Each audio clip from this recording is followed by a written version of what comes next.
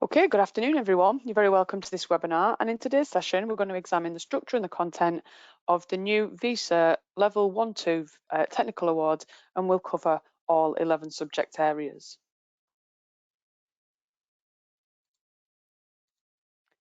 Firstly, though, some introductions to put a voice to a face. My name is Kelly Johnson, and I'm a Provider Development Officer here at NCFE. I'm also joined today by my colleague Beth Hudspeth, who is also a Provider Development Officer. And our role is to support centres through the planning, onboarding, and further CPD opportunities for the NCFE qualifications, but in particular the V Cert qualifications, with a focus on promoting and advancing learning. Again, please do feel free to access and download a PDF copy of the slides from the handout section if you've not already done so, and there will be a copy of this recording sent out in the follow-up email within a few days.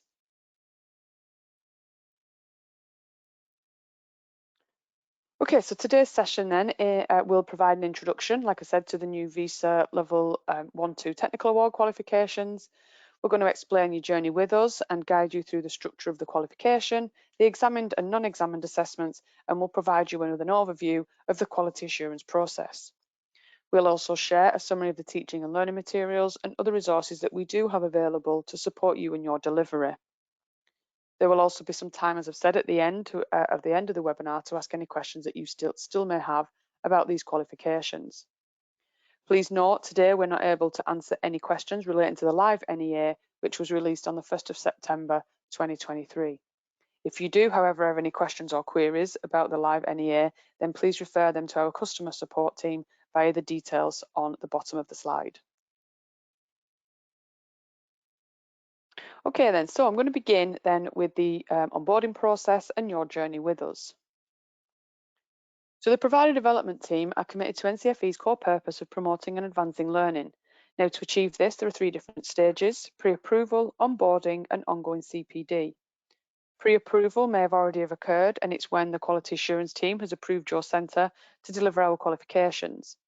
In the onboarding stage, once your centre is approved, the provider development team will support teaching staff throughout the year with a range of support interventions such as webinars, Q&A sessions, bite-sized videos, and consultation calls where required. These support interventions will get you started with delivery, including key dates, prepare you for assessments, including signpost use of sample assessment materials, the quality assurance process, and how to access teaching and learning resources. In addition to the onboarding process, we will also support centres with an ongoing CPD, looking at topical and relevant areas of interest, such as exam techniques, revision strategies, preparing for a career and work experience, opportunities. And we also do have sessions there for the wider curriculum that are included in our bite-sized safeguarding series. So now I'd like to just talk you through a few of the key points of the Level 1-2 Technical Award qualifications.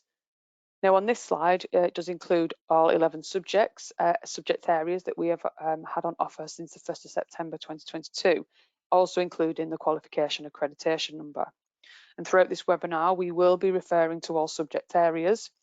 So for more subject-specific content, please do refer to the relevant specification on our website. So V Certs fit into the open group or third bucket for performance points, and this group can hold up to 3 qualifications depending on the qualification size and/or its weighting. The V Cert qualifications will count towards the open group of Progress 8 measures, and V Certs can also be delivered alongside other qualifications, but please do bear in mind the discount codes applicable to each subject area.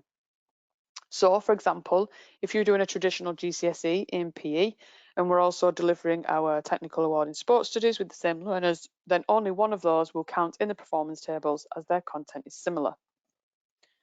Also, please note that health and fitness and sports studies have the same code, so learners can only select one, whereas for health and social care and child development and care in early years, they have different codes, so they can be undertaken at the same time. The new and refreshed V Cert Technical Awards have been designed in collaboration with employers and practitioners to empower your learners with industry-relevant skills and knowledge appropriate to a range of growing sectors. Now, this really does give the learners a taste of what it's like to complete real-world tasks and projects and the opportunity to achieve based on their skills as well as their knowledge. They are designed to be completed by level 1 and level 2 learners combined, so if you do have a mixed ability class, they can be taught the same content and means that all achievements are recognised. They are all of a single unit structure with multiple content areas within them, and the qualifications are all designed to be delivered across 120 hours, but the guided learning hours does vary between qualifications to accommodate the assessment time. So it'd be 120 hours for delivery, plus between about 15 and 24 hours assessment hours, depending on the nature of the project. For the assessments, content could be sampled from across the full breadth of the qualification, so it is really important that your learners have been taught everything before they begin their assessments. Summative assessments take place in the second year, and this qualification is a compensatory model, and it has 2 assessments externally set by NCFE, one being the non-exam assessment and the other one being the written examined assessment. At level 1, the grading covers pass, merit and distinction, and at level 2, the grading covers pass, merit, distinction and distinction star, which is the equivalent to GCSE grades 8.5 to 1. Also to note, we have removed the level 1 distinction star to decompress grade boundaries at this level. So I'm now going to hand over to my colleague who will go through the grading structure. Thanks, Kelly. So you may be familiar with this chart that shows how the V Cert grading matches with the GCSE grading. In the new V Cert grading, level 1 goes up to the maximum of a grade 3 with a distinction, and the level 2 goes up to a maximum of a grade 8.5 for a distinction star. The Department for Education has set this maximum as they want the top grades, i.e. the 9s, to be the academic GCSE achievements only. The purpose of the qualification means that it's necessary to assess understanding through 2 means of assessment. That is an internal non-exam assessment, or NEA for the short, and an exam assessment, EA for short. These are the qualifications weightings for all the subject areas, with a 60% for the NEA and 40% for the EA, except for the child development care and early years and the health and social care, where it's a 50% for the NEA and 50% for the EA. This slide shows a typical 2-year delivery model. This is only a suggestion, and it is to help illustrate the new structure so you can visualize how it's going to work for you. It essentially follows a very similar structure to that of a GCSE, in that the first year is for delivery, where there are no summative assessments, and the second year is for the assessment year. It has been designed this way to allow the first year of delivery to be focused entirely on teaching the content of the qualification. This really allows you to focus on ensuring the learners are building up knowledge and skills, and gives you as much time as possible to teach the qualification content so that your learners are ready for their assessments. All technical awards now have a terminal assessment rule as stipulated by Ofqual and the DFE.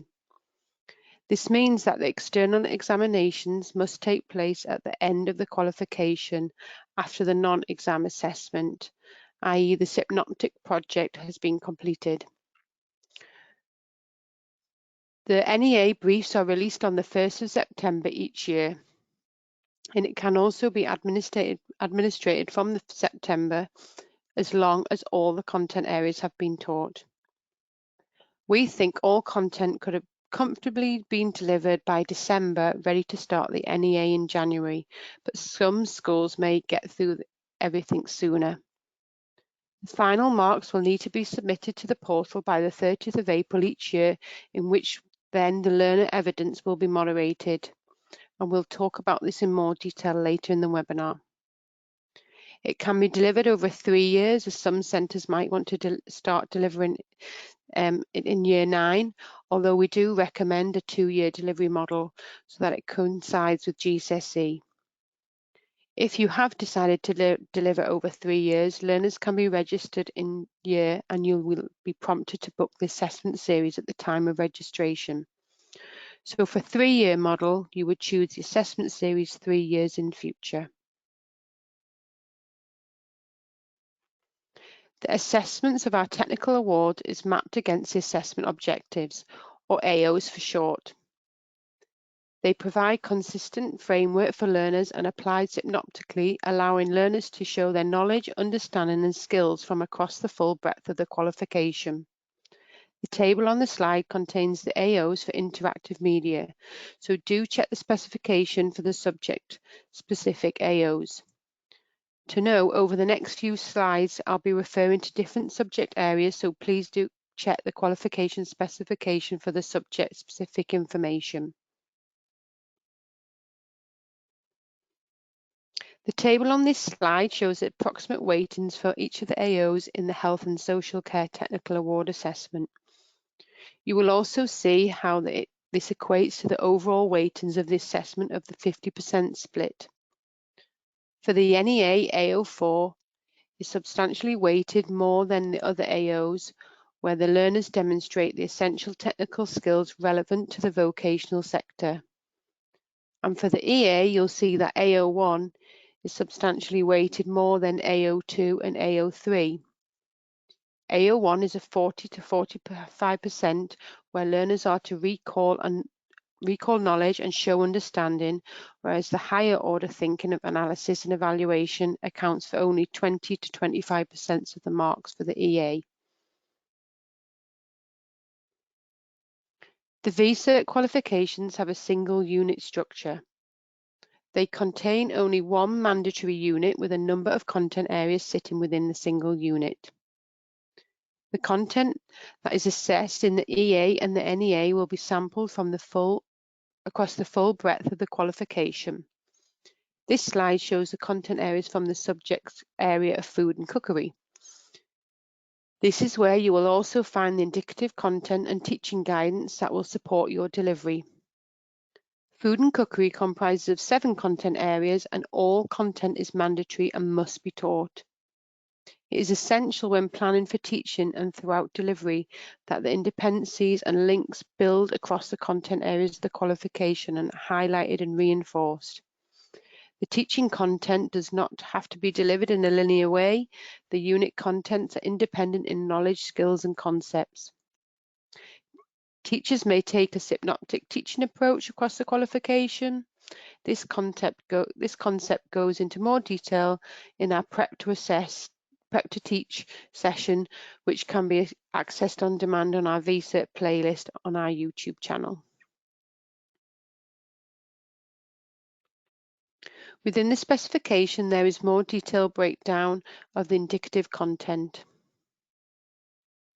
Information in the teaching content section must be covered by the teacher during the delivery of the content areas and should be considered as mandatory teaching content. To make cross-referencing assessment and quality assurance easier, we've used a sequential numbering system in this document for each content area.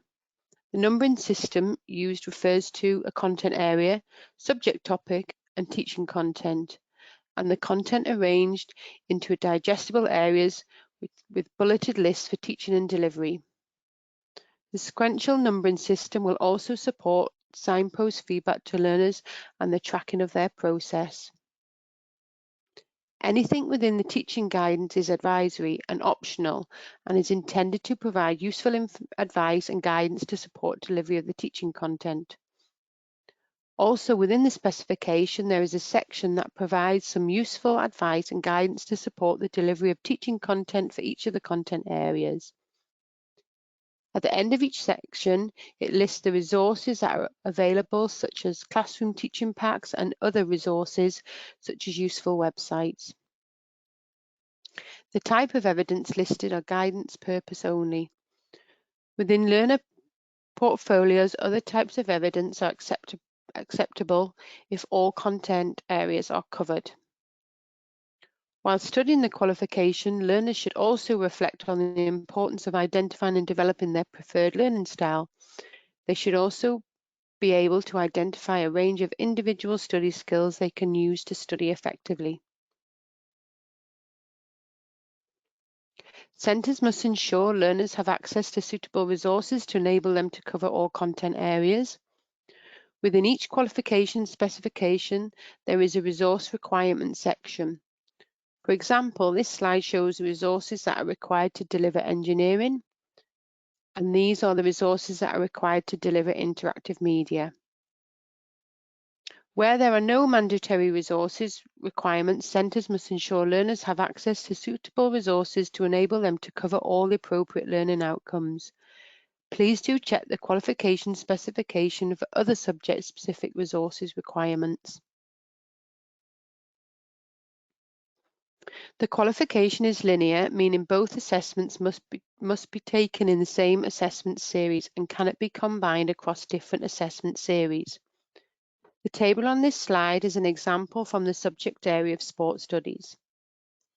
After both assessments are complete, the marks for each assessment are combined to give a final mark for each learner. Where raw marks do not reflect the required weightings of the assessment, a scaling factor is applied to the raw mark prior to regression. For each series, grade boundaries are set by NCFE using a variety of statistical and judgmental evidence.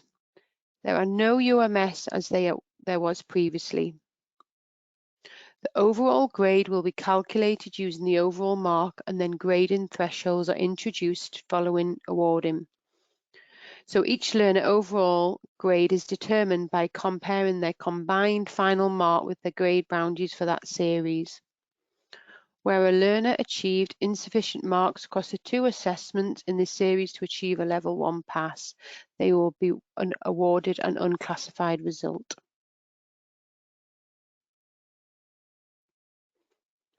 The threshold will be set during the awarding, and the overall grading descriptors will be applied once the overall grade has been calculated using the overall marks. These are the overall grading descriptors for graphic design. So again, please do refer to the qualification specification for the subject-specific overall grading descriptors. These are the grading descriptors to achieve a level 2 distinction. And these are the overall grading descriptors to achieve a level 2 pass.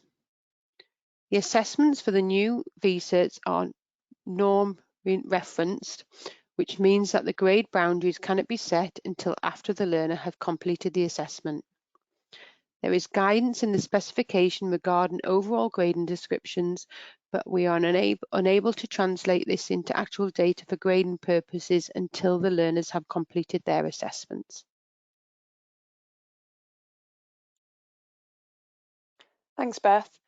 So now I'd like to provide you with some detail about the examined assessment, including the sample assessment materials that we have available. To summarise the external assessment, or the EA, it's 40% of the technical award for all the subject areas except for child development and care in early years and health and social care, where, as Beth's already said, it is 50% of the technical award. It is a written examination that is externally set by NCFE, and learners have 1.5 hours to complete it, and it's graded out of a total of 80 marks. There is a mixture of multiple choice, short answer and extended response questions, and it targets the assessment objectives AO1, AO2 and AO3.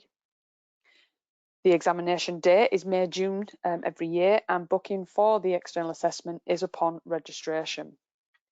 Please do refer to the external assessment timetable, which is on our website, for the confirmation of the exact exam date, which will be published a year in advance of the actual external assessment. There are 3 main types of questions on the external assessment, and where possible, they have been set within the context of the subject with real-world case studies. And the examples on this slide are from various subject areas. The first type of question is multiple choice, and these are usually worth 1 or 2 marks. Multiple choice questions cover assessment objective 1. The second type of question is short answer, and these are usually around 3 to 6 marks. And lastly, the third type of question is extended response, where these are usually worth 6 marks or more. The examples on this slide are for 9 and 12 marks. There are sample assessment materials available for the external assessment, and these are for you to use as mocks, and you can fit these in whenever it works best for you, whether that's the summer of year 10 or January year 11. whenever you feel it is the most beneficial for you and your learners. This is a sample for the examined assessment for health and social care, and it will consist of learner instructions, information, details, and the questions, which are divided up into sections with marks to be awarded for each question.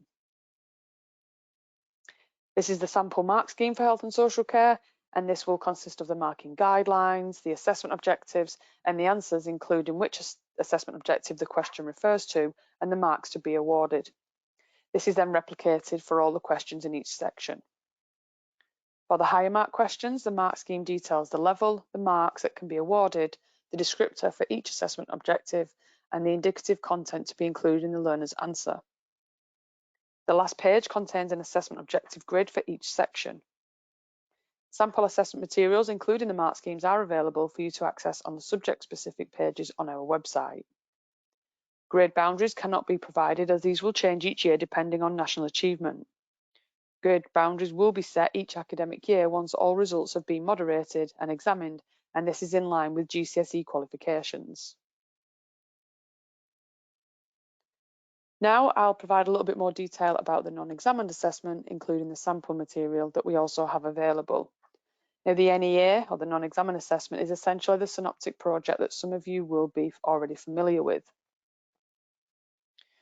The NEA is a practical project that your learners undertake under controlled and supervised conditions. It has a set number of tasks that are to be completed in a set number of hours.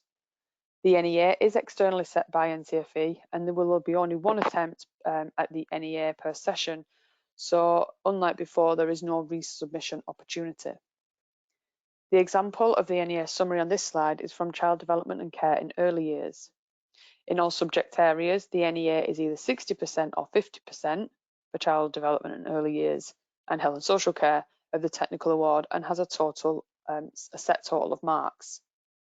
A different NEA brief will be released every September on the 1st, and it targets AO1, AO2, AO3, AO4 and AO5.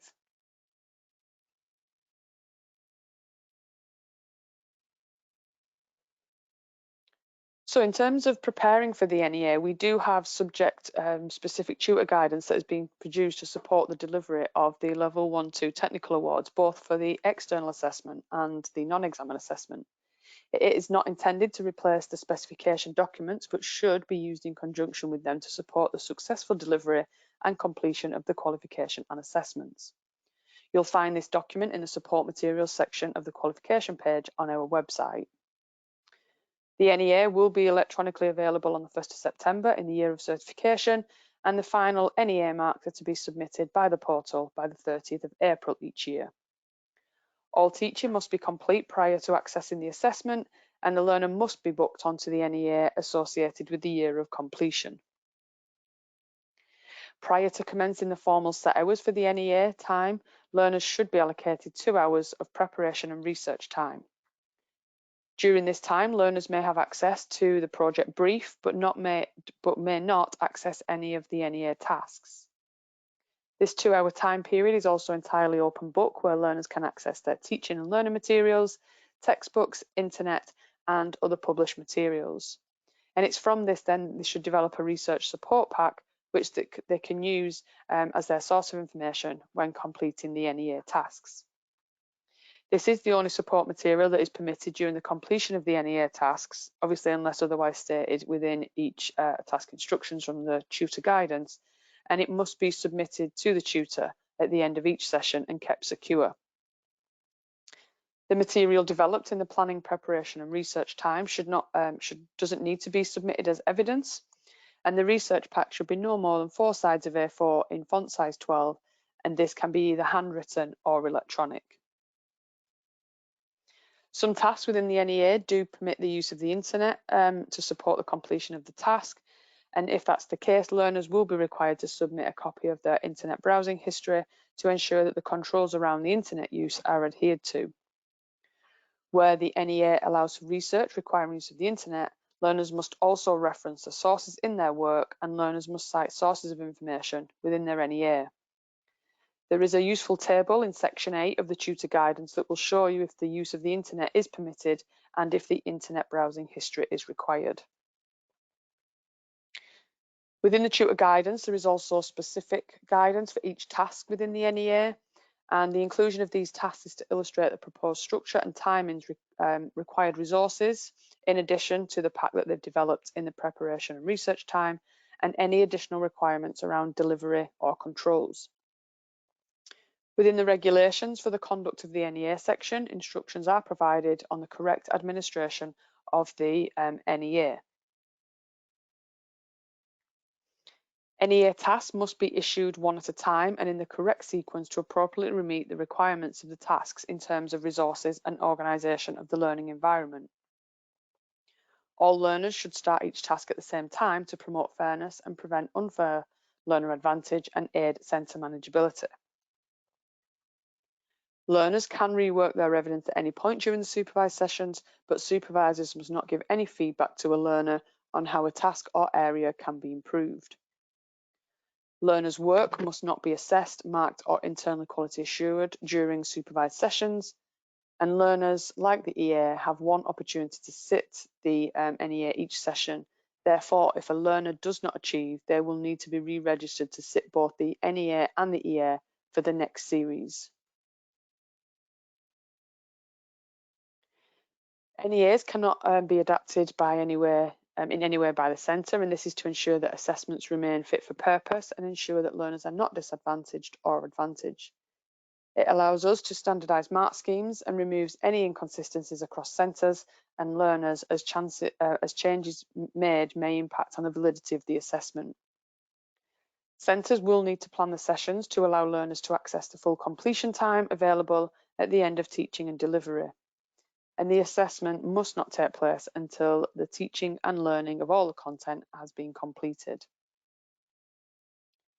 Assessor instructions must be read out to the learners prior to the internal assessment, and supervisors must read out Appendix 1, which is in the tutor guidance, at the beginning of every supervised session. The centre must check the subject's tutor guide to confirm if the use of computers or electronic devices are permitted for the NEA. And you must ensure all learner evidence and assessment materials are stored in a secure location at the end of the timetabled session.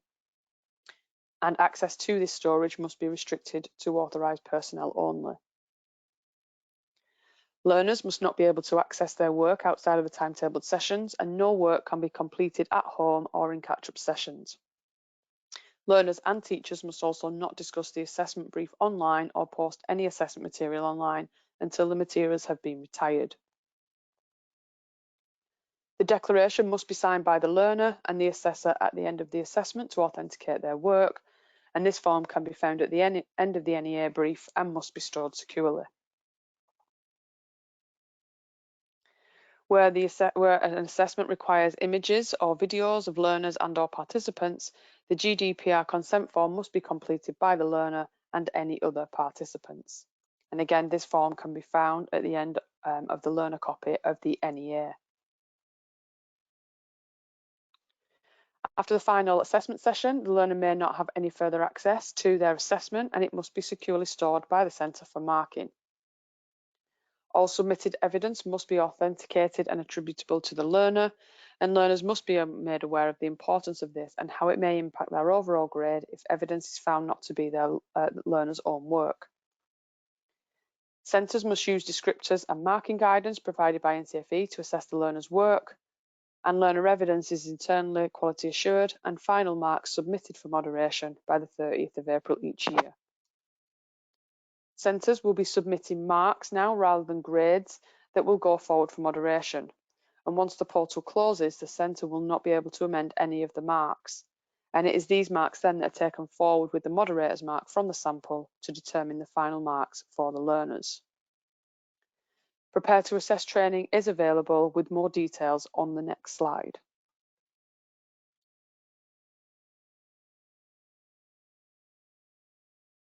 Thanks, Kelly. Centres will be provided with training opportunities for how to administer and assess the NEA, including the application of mark schemes. They will provide valuable information to help you understand our mark schemes, supporting you to run your own standardisation sessions prior to the assessment window opening. These events are a great opportunity to expand your knowledge and the understanding of V Cert technical awards and are suitable for assessors and IQAs delivering these qualifications.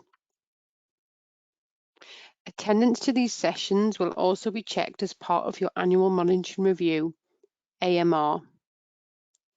The V Cert and administration training will cover the administrative activities required to deliver and assess our Level 1-2 technical awards, including key dates, completion of assessment paperwork, your roles and responsibilities, and what you expect from NCFE. The V Cert Prepare to Assess training will help develop your understanding of the grading criteria when assessing your learners' responses to the internally assessed units and will provide valuable information to help you to understand our mark schemes. There are sample assessment materials available for the NEA, and these are for you to use as practice projects and can fit these into whenever works best for you and your learners. This is a sample non-exam assessment for the subject area of sports studies. It will consist of an introduction, what synoptic assessment is, information for learners including the AOs, marks and weightings, the project brief, assessment tasks and the learner declaration.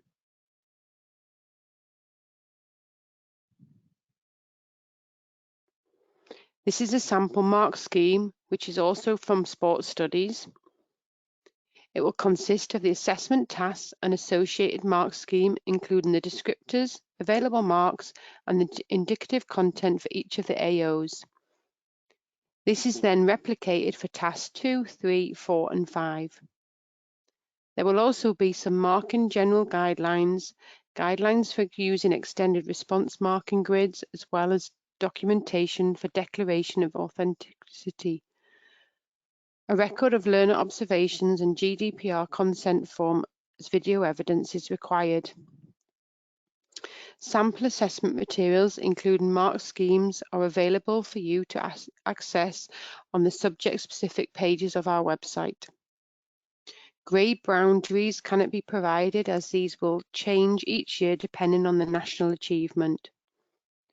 Grade boundaries will be set each academic year once all results have been moderated and examined, and this is in line with the GCSE qualifications. In the meantime, it's worth noting that the range of marks in the NEA mark scheme can be a performance indicator. For example, 7 to 12 marks could represent a distinction, strong level 2 merit. 4 to 6 marks could be a merit, strong level 2 pass, and 0 to 3 marks would be a level 1 range. Grade boundaries will be available following the first awarding that can then be used as guides for mock NEAs. NEA example responses are available to download in the assessment materials section on the qualification page on our website.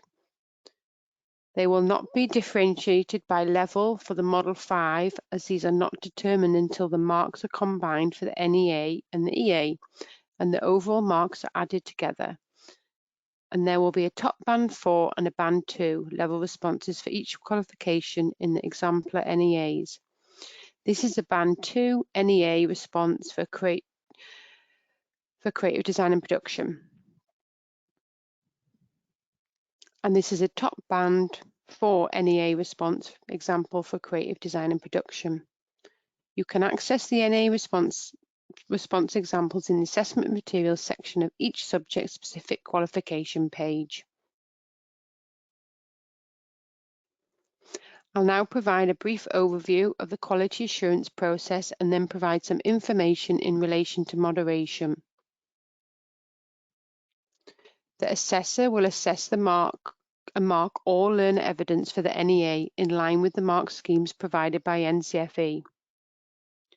The assessor will also complete the assessor to learner feedback form, which is available in your assessment packs and will be released with the NEA brief on the 1st of September. As the NEA is moderated, the Centre's IQA efforts need to be focusing on upfront standardization.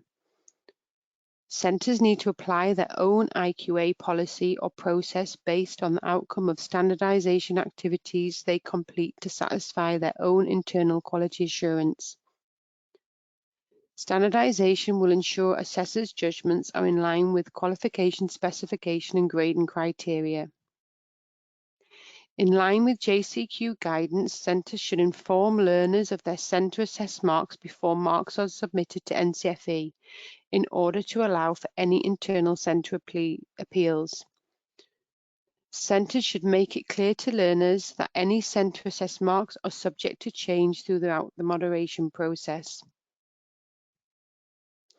Once the centre has submitted the marks to the portal, learners will then be selected for sampling and the evidence will be reviewed by a moderator. Moderation will take place remotely and the feedback will be provided on results day in the final moderation report accessed on the portal. All centres with active registrations will have an annual monitoring review to review your policies and procedures. Your quality reviewer will contact you to suggest a date and time to conduct the AMR. No learner portfolios will be sampled during the review, and the QR will not provide any subject-specific guidance.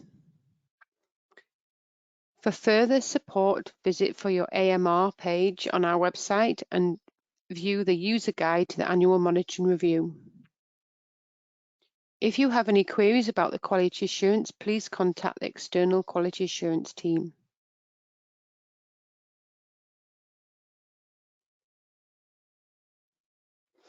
You will be asked to submit marks for each learner on the portal, and we will use these marks to select learners to be sampled based on the JCQ sampling strategy. A sample will be requested based on stage 3.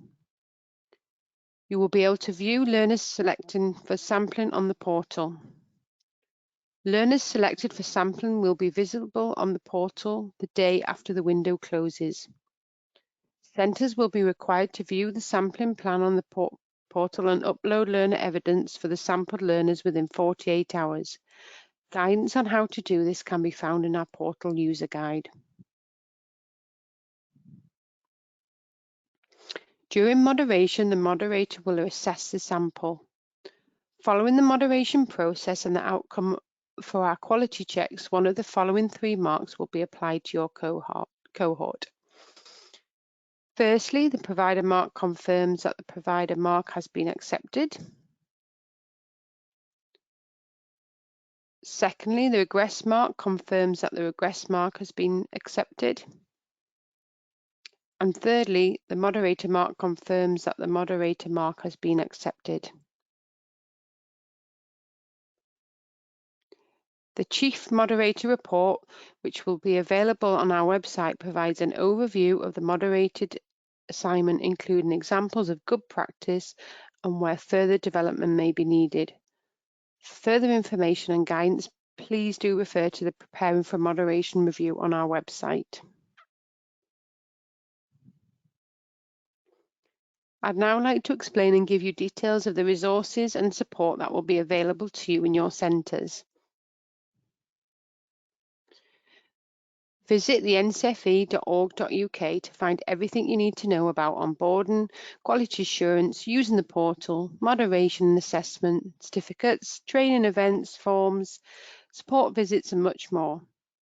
You'll also find a dedicated area to support the delivering of essential digital skills, functional skills, T-levels as well as V Certs, including curriculum support and assessment resources. If you're involved in teaching assessment and quality assurance, these pages will be the most useful to you. The V Cert page, delivery support, assessment support, customer and learner support, preparing for quality assurance. And I'll talk a little bit more detail about each one of these on the next few slides. On our NCFE website within the V Cert page, you'll find the information about why choose V Certs and the 14 to 16 schools brochure that contains information about Key Stage 4 vocational education and how to learn more about our V Cert qualifications. They could also be used as option evenings to help learners make informed decisions about which qualification or qualifications to take and what the progression opportunities are for the career prospects. You will also find the link to each subject-specific page and contains information such as a specification, sample assessments, materials, and teaching materials. We also have our Parent, Supporter and Pupil V Cert Information Hub, where the resources are aimed at helping parents and learners make informed decisions around V Certs, including a parent guide, what learners think about V Certs, and the subject guides. On both pages, you can also use the Get in Touch function, where you can request more information on the subjects you're interested in. And there is also the opportunity to tick the marketing communications box so that you receive updates on our qualification events and news relevant to you via email, on the phone, or through our social media channels. You can use our Search Our Qualifications function by adding your subject area to the qualification code, or you can select V Certs in the featured box. Always ensure you are on the correct page by checking the qualification accreditation number.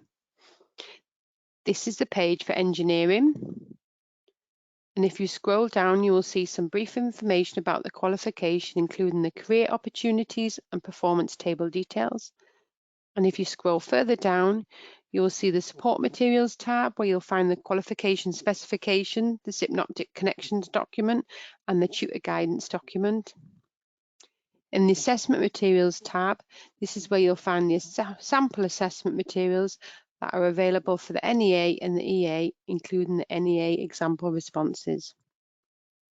And lastly, the teaching materials, which is also available to download here too. If you don't have a login, it would be usually your exams officer who can help. You can also refer to the portal user guide on our website for further support. There are classroom packs containing ready-to-go teaching and learning materials with everything you need to deliver the V Cert effectively. The classroom packs will be in a digital and editable format and will be free to download. There will be schemes of work which completely outline entire units of work based on 1-hour lessons for each of the content areas. The scheme of work will contain an additional level of detail to help you deliver your lessons and will suggest timings, lesson names, learning outcomes, and suggested assessment activities.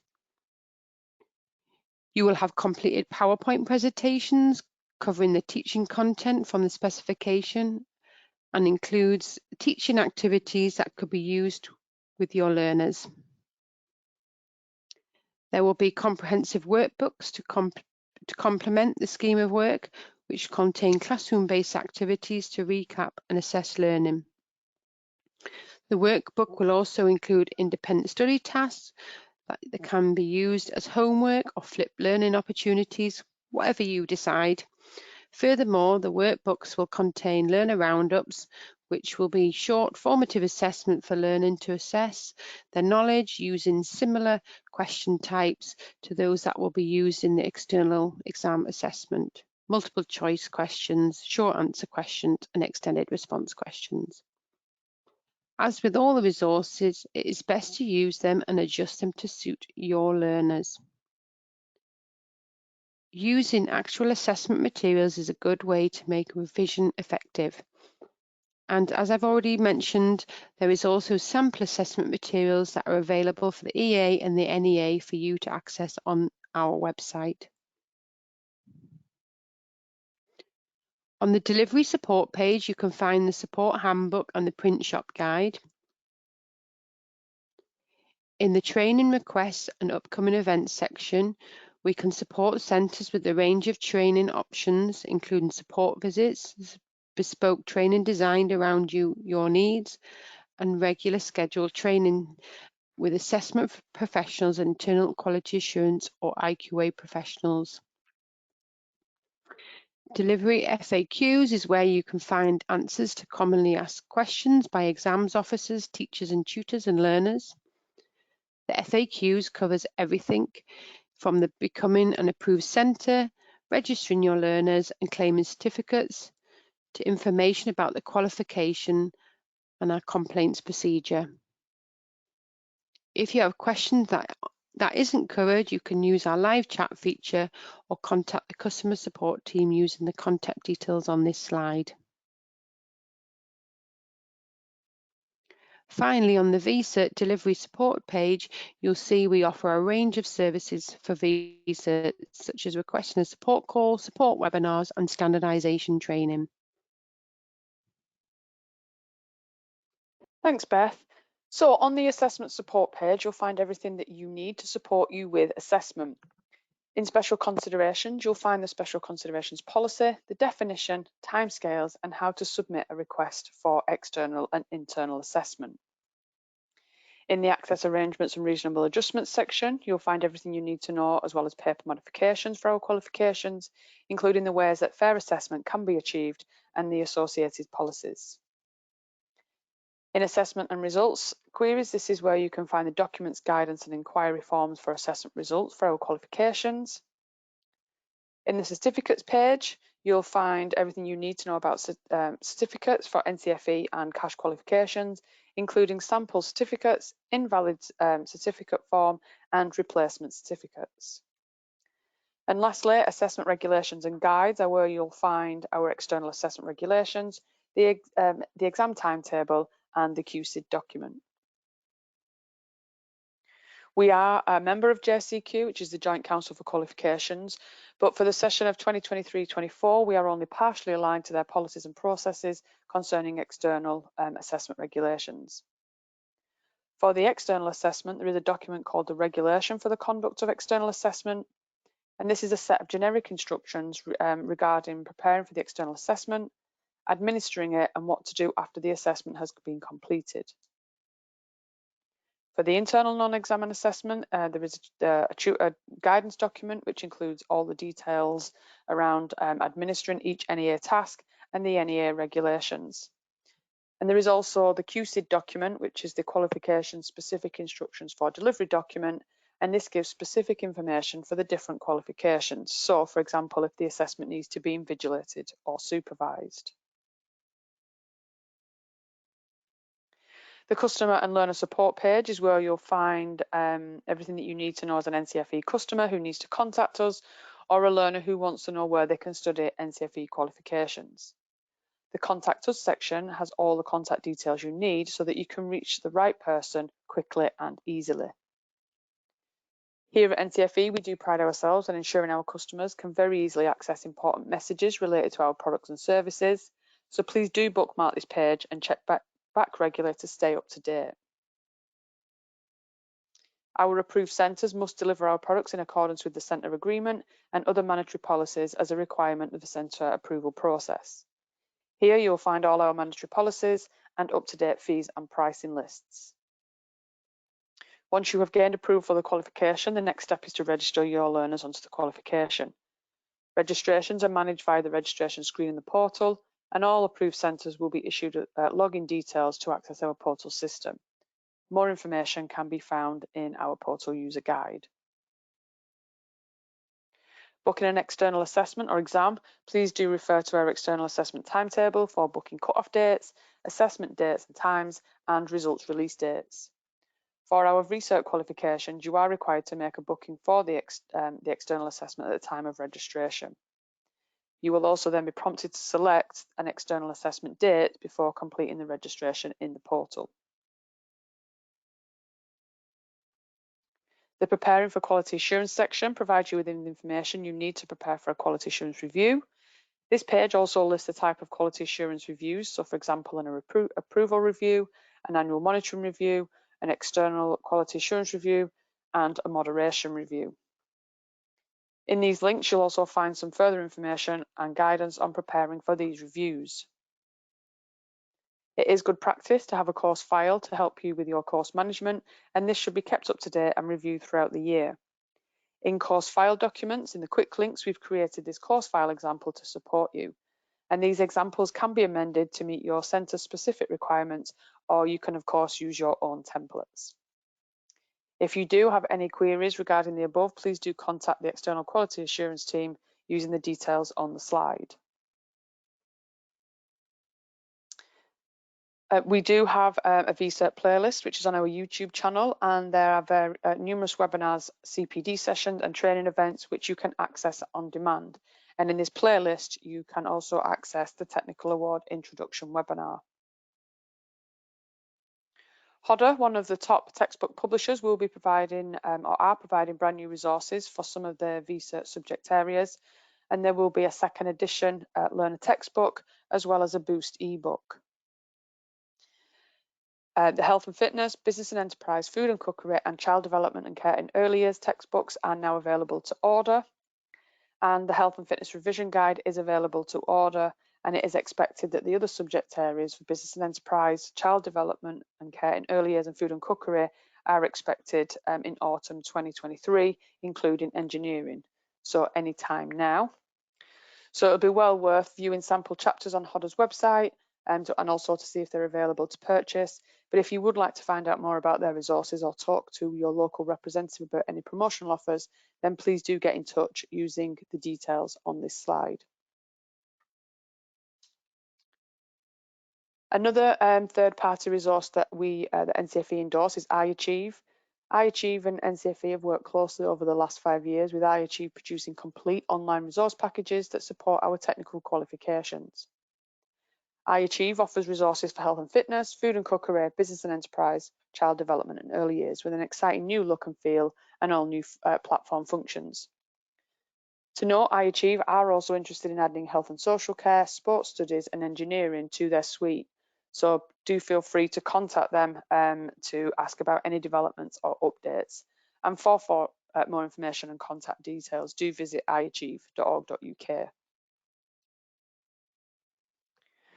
So when you register your learners or you're approved to deliver these qualifications, you will be contacted by the provider development team as part of the onboarding process that we talked about at the beginning of the webinar. This is a service that is tailored to meet the individual needs of the centre to ensure that your requirements are met. The provider development team supports staff to ensure that you're prepared to teach the qualification and are clear on the requirements for delivery and assessment of the qualification. We can provide tailored interventions to meet individual needs of the centre, as well as offering a range of other services such as consultations, monthly webinars, training sessions and workshops. If you have any other questions or require further support, you can contact us directly at provider.development@ncfe.org.uk, and your question or query will be directed to a subject specialist within the team, or you can request a support call via our website. So, as I said on this slide, we have included some of the useful links for you to refer to if you require further information and support. And these links do include the Key Stage 4 discount codes, our website, the external assessment timetable, the V Cert playlist, how to prepare for your annual monitoring review, iAchieve and Hodder. And lastly, our sales team for pricing and additional products, and our customer support team if you need to contact them for general inquiries, our portal, systems or general administration, or for any queries directly related to V Certs, you can use the email address vcerts@ncfe.org.uk. We have now reached the end of the webinar, and this is an opportunity for you to ask any questions that you still may have via the question box. Just so you know as well that you can also visit our frequently asked questions page on our website, and we have categorized these questions so it is easier to find the answer that you're looking for. If after today's webinar you do have any further questions, then please do feel free to contact us using our general email, which is provider.development@ncfe.org.uk. And like we said, your question or query will be directed to an appropriate subject-specific provider development officer. So at this point, please do feel free to leave the webinar, but when you do leave the webinar, we'd really appreciate it if you could complete the short evaluation that will pop up onto your screen to help us make any future improvements and/or changes to the service and support that we provide. So we'd just like to say thanks again, everyone, and on behalf of everyone here at NCFE, we wish you a continued safe and successful year.